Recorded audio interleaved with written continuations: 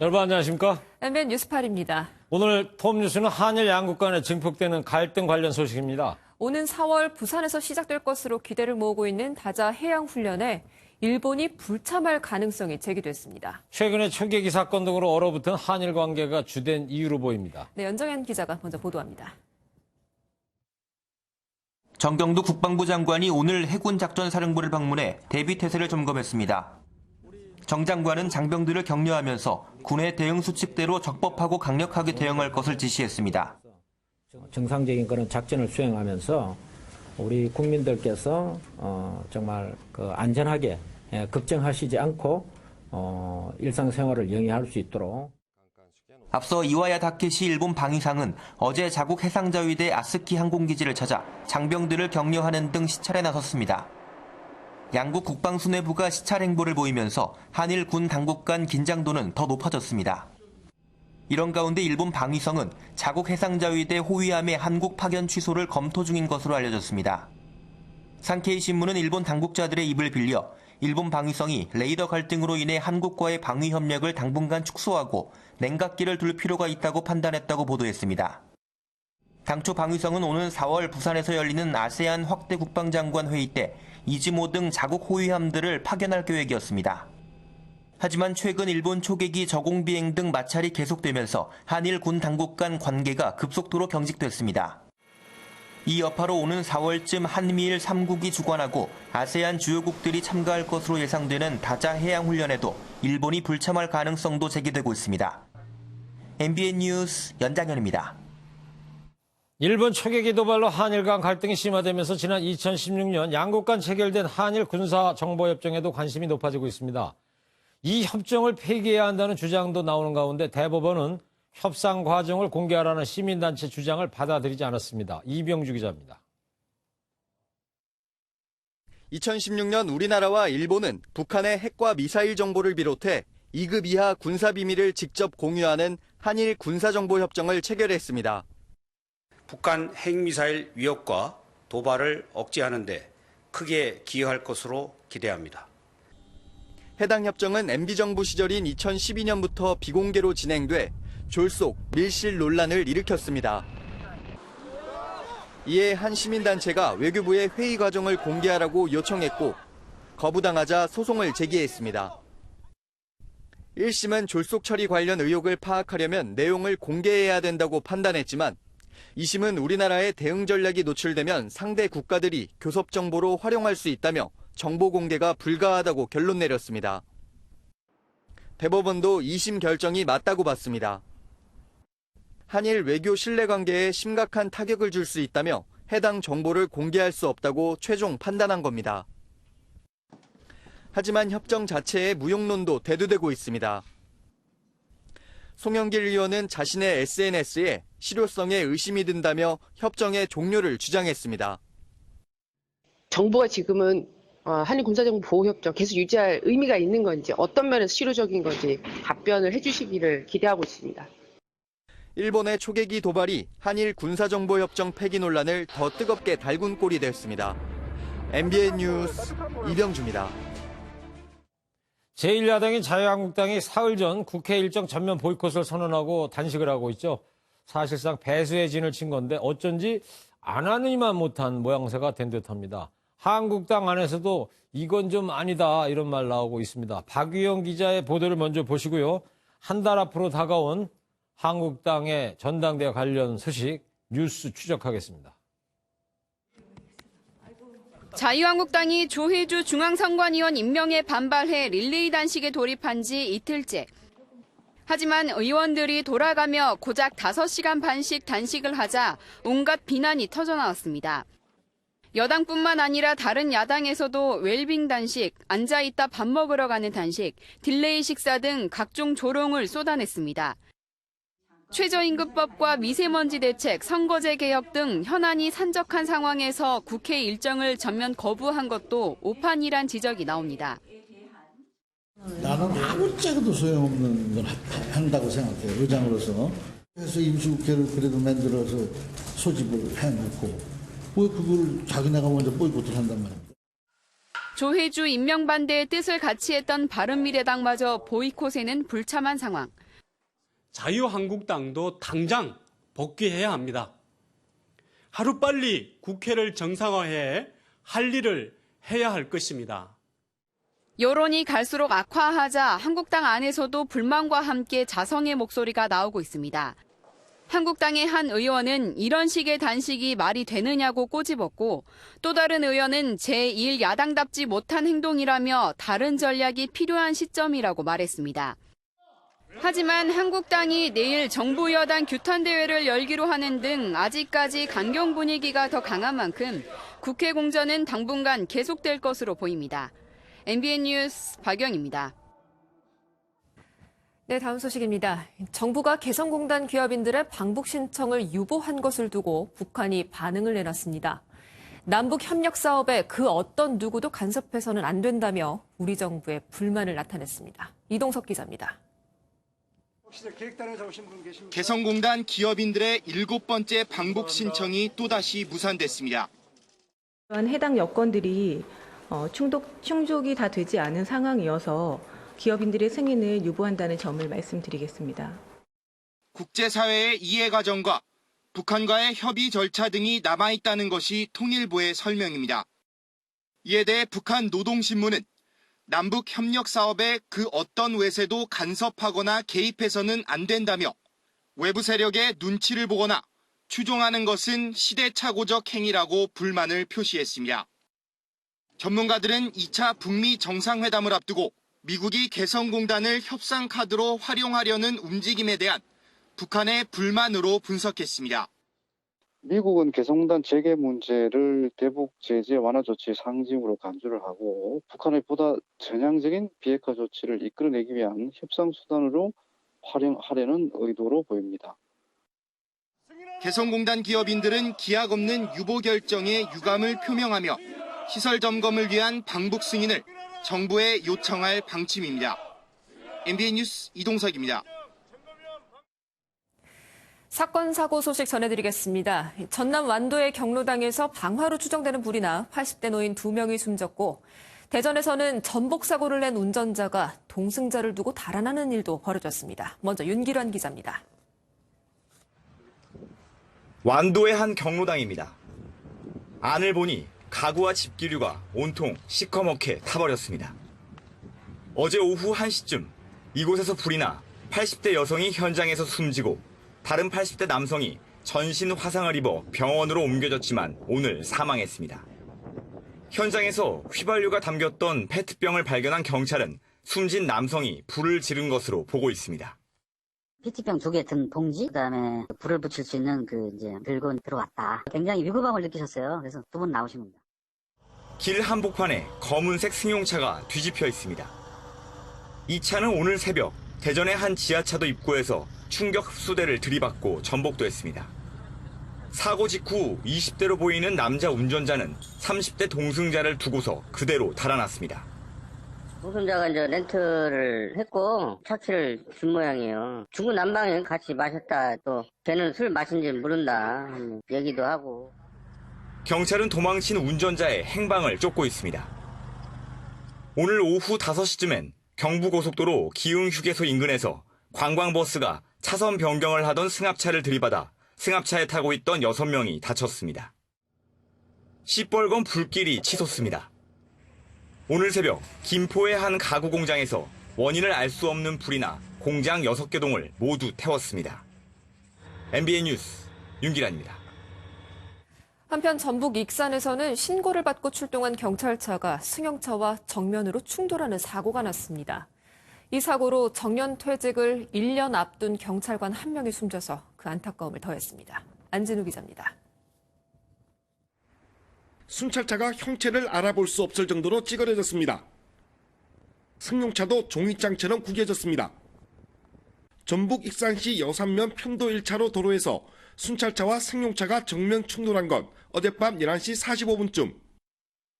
이 사고로 순찰차 조수석에 타고 있던 58살 박모 경위가 머리를 심하게 다쳐 병원으로 옮겨졌지만 숨졌습니다.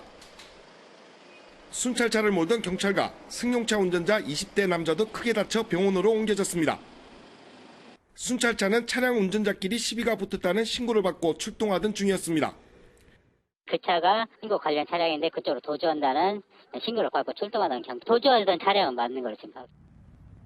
경찰은 승용차가 중앙선을 침범해 사고를 낸 것으로 보고 있습니다. 승용차 운전자의 혈중 알코올 농도는 단속 기준치 이하였습니다. 숨진 박경희는 30년 넘게 경찰 생활을 했으며 내년 하반기 정년퇴직을 앞두고 있었습니다. 평소에 성실하시고 맡은 바에 충실하신 분이었는데 정년도 얼마 안 나오신 분인데 경찰은 승용차의 가속 여부를 조사하는 한편 사고 충격으로 지어진 블랙박스를 복원해 사고 경위를 밝힐 계획입니다. MBN 뉴스 안진우입니다. 뉴스 이어갑니다. 브라질 남동부 지역에서 광산댐 3개가 붕괴돼 대규모 참사가 일어났습니다. 실종자 추정치만 지금 200명이 넘는 상황인데 대부분 토사에 휩쓸린 것으로 보입니다. 안병욱 기자입니다. 진흙으로 뒤덮인 지면 가까이에 아슬아슬하게 떠있는 구조용 헬리콥터. 구조대원이 진흙에 파묻힌 사람을 가까스로 끌어올리더니 마침내 끈으로 묶어 무사히 헬기에 태웁니다. 현지 시각으로 지난 25일 오전 브라질 남동부에 있는 브루마지뉴 지역에서 광산댐 3개가 무너졌습니다. 이 사고로 토사가 한꺼번에 쏟아져 나와 인근 마을을 덮쳐 가옥 수백 채가 침수되고 최소 200명 이상이 실종됐습니다. 브라질 정부는 즉시 사고 대책반을 꾸리고 지원 병력 투입에 나섰습니다. De imediato determinamos que tropas da 4ª Brigada de Infantaria da região de Juiz de Fora se deslocassem para a região. 최근 계속된 집중호우로 댐에 균열이 생겨 붕괴됐을 것으로 추정되지만 아직 정확한 사고 원인은 밝혀지지 않은 상태. Sabemos o que foi que houve com esta barragem. É muito cedo para qualquer pessoa ter essa informação. 브라질 남동부에선 4년 전에도 광산댐 붕괴로 수십 명이 사망하고 이재민 수백 명이 발생했던 만큼 이번 참사도 인재일 가능성이 커지고 있습니다. MBN 뉴스 안병욱입니다. 극심한 경제난으로 민심이 폭발한 베네수엘라가 2명의 대통령을 두는 등 전국이 대혼란에 빠졌는데요. 상황이 심각해지면서 이번 사태가 유엔 안전보장이사회 안건으로 올라갔습니다. 김순철 기자입니다. 베네수엘라 마두로 정권이 영국 중앙은행에서 12억 달러, 우리 돈으로 1조 3천여억 원의 금을 인출하려다 실패했다고 미국 블룸버그 통신이 보도했습니다. 영국 중앙은행의 이 같은 결정은 마두로 정권이 해외 자산을 확보하지 못하게 해달라는 미국의 요청 때문인 것으로 알려졌습니다. 극심한 경제난에서 벗어나기 위해 금을 팔아 현금을 확보하려던 계획도 사실상 수포로 돌아간 셈입니다.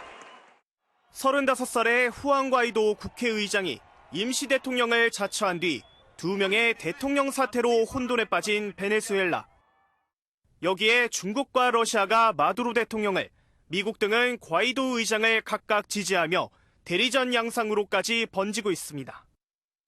베네수엘라의 막대한 석유 매장량 때문에 자국의 기업 진출 등 이권이 걸려 있는 겁니다. 반정부 시위자 26명이 숨지는 등 상황이 심각해지자 미국은 이번 사안을 유엔 안전보장이사회의 안건으로 올렸습니다. Where the United States has called a long overdue meeting to urge other nations to support Venezuela's democratic transition.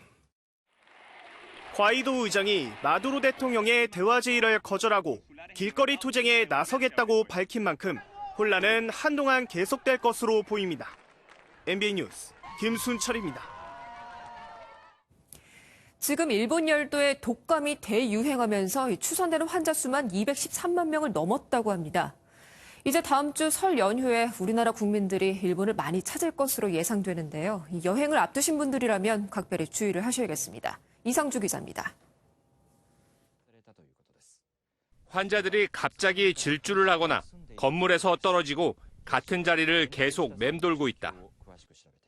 최근 이상 증세를 보이는 인플루엔자 환자들의 수가 급증하고 있다고 일본 NHK가 전했습니다.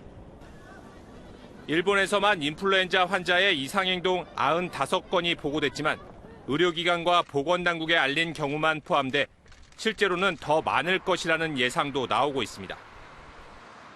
환자들은 투신, 추락, 질주 등의 현실 부조화 행동에 집착하는 증세를 보이는데 일본에서는 이를 좀비 바이러스라 부르며 논란이 되고 있습니다.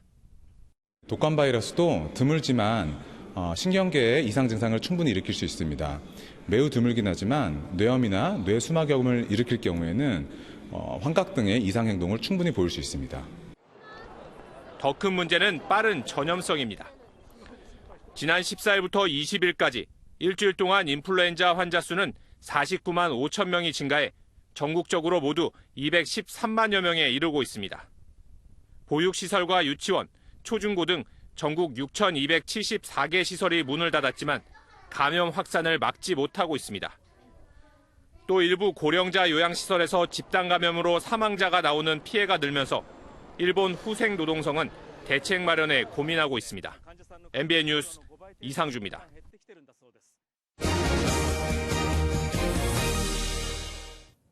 군대 가면요 특기병이라고 있거든요.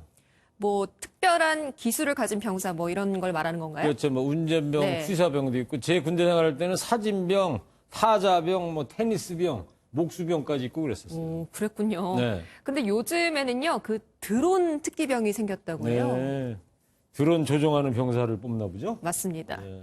자, 그런데 우리 최 앵커께서는 군복무를 어떻게 하셨는지 궁금한데요. 저요? 네. 저야 뭐 육군에서 빵빵하게 했죠. 일빵빵이라고. 일빵빵이라면 일을 좀 뭐 열심히 하셨다는 거예요? 네. M16 보병 소총수. 아. 그때 주특기 번호가 100번인데 은어로 다 일빵빵이라고 했거든요. 아유, 충성. 네, 드론 특기병 양성소인 육군 드론 교육센터를요 김근희 기자가 다녀왔습니다. 손가락을 떼자 벌레처럼 생긴 비행체가 하늘로 날아오릅니다. 길이 약 17cm로 미군과 프랑스군 등에 도입된 정찰용 초소형 드론 블랙호넷입니다. 이 같은 정찰용부터 폭격용까지 최근 전투 환경에서 드론의 역할이 강조되고 있습니다. 이에 우리 육군이 드론 특기병 양성을 위해 세운 육군 정보학교의 드론 교육센터입니다. 카메라가 부착된 드론이 수직으로 날아오르더니 빠른 속도로 훈련장 게이트를 통과합니다. 비행 중 나무에 부착된 적 표식을 발견하자 제자리 비행을 하며 영상 정보를 수집합니다. 실제 훈련에 사용하는 교육용 드론입니다. 드론은 미세한 조작에도 민감하게 반응하기 때문에 고도의 숙련된 기술을 필요로 하는데요. 한번 실제 체험에 나서 보겠습니다. 초보자인 만큼 무서는 야외 훈련장과 똑같은 화면에 시뮬레이터로 연습이 이뤄졌습니다. 이거 하면 사고 나겠는데. 이후 전문 교관과 함께 비행에 나섰는데 작은 움직임에도 드론이 급격하게 흔들립니다. 살짝 밀어주세요. 살짝. 밀어보세요. 괜찮아요. 조종기를 약 3mm 정도씩만 천천히 밀어주자 그나마 안정적으로 움직였습니다. 육군 정보학교는 이 같은 훈련 등을 통해 이번 달 처음으로 드론 특기병 29명을 배출했습니다. 향후 드론봇 전투체계를 지상 전력의 30% 수준까지 확대하고 지역군단의 대대급 부대까지 드론봇을 전력화시킨다는 올해 드론 특기병 69명을 추가로 양성할 계획입니다. MBN 뉴스 김근희입니다. 구속 수감된 양승태 전 대법원장이 오늘 구치소 독방에서 생일을 맞았습니다. 미역국 대신에 떡국으로 식사를 대신했고 검찰은 오늘 양 전 원장에 대한 소환 조사를 하지 않았습니다. 이권열 기자입니다. 국가의전 서열 3위 사법부 수장에서 수용자 번호 1222를 부여받아 수감자 신세가 된 양승태 전 대법원장. 양 전 원장은 오늘 71번째 생일을 서울구치소 독방에서 맞았습니다. 양 전 원장이 수용된 독방은 2평이 채 되지 않는 6제곱미터 넓이로 화장실이 딸려 있고 TV와 매트리스 등 침구류가 비치되어 있습니다. 오늘 아침 양 전 원장에게 제공된 식사는 미역국이 아닌 떡국이었습니다. 어제 양 전 원장을 조사한 검찰은 주말과 휴일엔 양 전 원장을 소환하지 않기로 했습니다. 검찰은 다음 주에 양 전 원장을 다시 불러 조사하면서 수사선에 오른 판사들 중 기소 대상을 선별할 것으로 예상됩니다. 사법농단에 연루된 판사들은 100여 명에 달하는데 가담 정도에 따라 기소 여부가 갈릴 전망입니다. 이번 수사가 재판 청탁 의혹이 제기된 서영교 더불어민주당 의원 등 정치인에 대한 수사로 이어질지도 관심입니다. 검찰은 양 전 원장에 대한 조사가 일단락되는 대로 재판 청탁 의혹 정치인들에 대한 사법 처리 여부를 놓고 법리 검토에 들어갈 것으로 보입니다. MBN 뉴스 이권열입니다. 스마트폰에서 자주 쓰는 이모티콘이나 평소에 즐겨 하던 게임 속 캐릭터들을 활용한 이색 상품들이 속속 등장하고 있습니다. IT 기업들이 인기 있는 모바일 캐릭터로 소비자들 마음 뺏기에 나선 겁니다. 이상은 기자입니다. 백화점 지하식품관에 캐릭터로 장식된 과자 부스가 있습니다. 한 IT 기업의 대표 이모티콘인데 온라인에서 귀여운 이미지로 인기를 끌며 특히 치즈볼을 좋아한다고 알려졌습니다. 이런 스토리텔링을 활용해 이번 달부터는 오프라인에서 치즈볼로 출시됐습니다.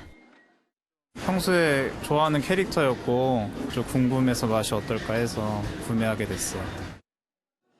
망토, 양말, 가습기, 마스크까지 모두 노란 괴물이 그려졌습니다. 게임 속 주인공이 오프라인에 나와 상품으로 재탄생한 겁니다. 한 게임 회사가 지난해 문 연 이 캐릭터 전문점은 오픈 일주일 만에 10,000명이 다녀갔습니다.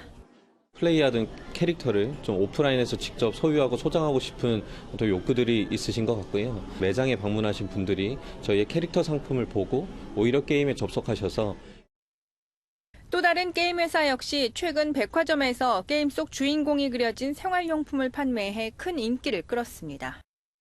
국내 캐릭터 산업은 2009년 5조 4천억 원에서 2016년 11조 600억 원으로 급성장했습니다. 이런 가운데 모바일 화면 속 캐릭터까지 소비자 감성을 공략하며 생활 속으로 파고들고 있습니다. MBN 뉴스 이상은입니다. 헐리우드의 단골 캐릭터인 좀비가 우리나라 영화에서 활약할 준비를 하고 있습니다.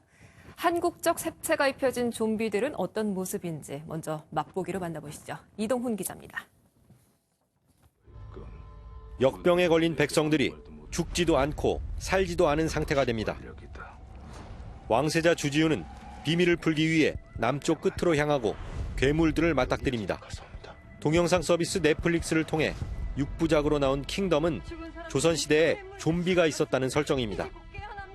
한복을 입은 좀비들은 전 세계 190나라에 동시에 공개됐습니다. 우리나라 고유의 아름다움과 거대한 이야기, 서사에 외국의 서양의 소재를 접목시켜서 많은 분들이 공감할 수 있는, 열광할 수 있는 그런 이야기를 탄생시킵니다. 지난 2016년 영화 부산행의 대성공 이후 한국형 좀비물이 계속해서 나오고 있습니다. 이전까지 좀비가 단지 무서운 존재였다면 다음 달 14일 개봉하는 기묘한 가족은 좀비를 코미디 소재로 바꿨습니다. 주유소를 하다 망해버린 가족이 잘생긴 좀비를 이용해 돈벌이 하려는 좌충우돌 소동을 재미있게 묘사했습니다. 할리우드의 독특한 캐릭터였던 좀비. 어느새 우리 스크린의 단골 배역으로 자리 잡았습니다. MBN 뉴스 이동훈입니다. 일제강점기 강제동원 희생자들의 유해를 발굴해서 봉헌하는 현장 이야기를 담은 책 산산이 부서진 이름이여의 출판 기념식이 오늘 열렸습니다. 저자인 안부수 아태평화교류협회장은 힘이 닿을 때까지 멈추지 않고 우리 선조들을 다시 모셔오겠다고 출간 소감을 밝혔습니다. 본 방송은 지난해 11월 12일 장애인 인권단체 출신들이 설립한 사회복지법인 프리웰이 각종 비리로 인해 발생한 부채를 해결하기 위해 시설 매각과 폐쇄를 추진하고 장애인들을 강제로 퇴소시키고 있다는 내용을 방송한 바 있습니다. 사실 확인 결과 장애인 인권단체 출신들로 구성된 프리웰 현 이사진은 횡령 등 각종 비리로 인해 해산된 기존 이사회를 대신하여 운영에 참여했을 뿐 해당 재단과 시설을 설립하거나 인수한 사실이 없고 재단에서 발생한 횡령은 과거 서감재단에서 발생하였거나 직원의 개인적인 비리로 인한 것이어서 현 이사진과는 무관한 점이 밝혀져 이를 바로잡습니다. 또한 프리웰 측은 형제 생이별 강제 퇴소 보도와 관련하여 장애인 퇴소 절차는 의료진의 소견에 근거하여 모두 적법한 절차를 거쳤고 시설 폐쇄 절차는 탈시설화를 통해 장애인 자립이 완료된 이후 이뤄질 예정이라 당장 폐쇄될 예정은 없으며 시설 폐쇄와 부채 해결은 아무런 연관이 없다고 밝혀왔습니다. 이 보도는 언론중재위원회 조정에 따른 것입니다. 모처럼 공기가 깨끗한 주말이었습니다. 하지만 찬바람이 강해서 종일 체감온도 영하권을 나타냈는데요. 내일 아침도 오늘만큼 춥겠습니다. 서울의 아침 기온 영하 6도로 오늘과 비슷하겠고요. 바람이 강해서 체감 추위는 더 심하겠습니다. 이른 아침 외출하신다면 옷차림 따뜻하게 하셔야겠습니다. 낮부터는 온화한 서풍이 불면서 기온이 크게 오르겠습니다. 서울의 낮 기온 5도로 평년 수준을 웃돌겠습니다. 내일도 맑고 깨끗한 공기 마실 수 있겠습니다. 전국의 미세먼지 농도 좋음에서 보통 수준으로 대기질이 좋겠습니다. 하지만 이 쾌청한 공기가 오래가지는 않습니다. 월요일 국외 미세먼지가 유입되면서 다시 공기가 탁해지겠습니다. 현재 전국이 대체로 맑고 공기질도 좋습니다. 내일도 하늘이 맑다가 오후부터 구름이 많아지겠고요. 중부지방에는 밤 한때 눈이 날리는 곳이 있겠습니다. 남부지방 아침 기온은 영하권을 나타내겠지만 한낮에는 부산이 10도로 포근하겠습니다. 동해안 지방 건조 경보가 내려져 있습니다. 화재가 나지 않도록 조심하셔야겠습니다. 월요일에는 중부지방과 전북 곳곳에 눈이 내리겠습니다. 날씨였습니다.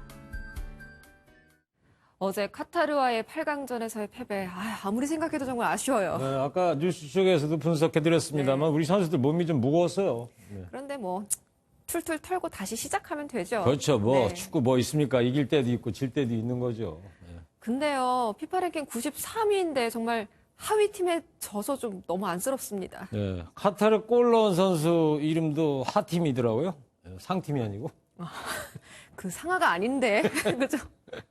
자, 시청자 여러분, 저희는 7시 30분에 다시 찾아뵙겠습니다. MBN 뉴스판 마치겠습니다. 행복하세요.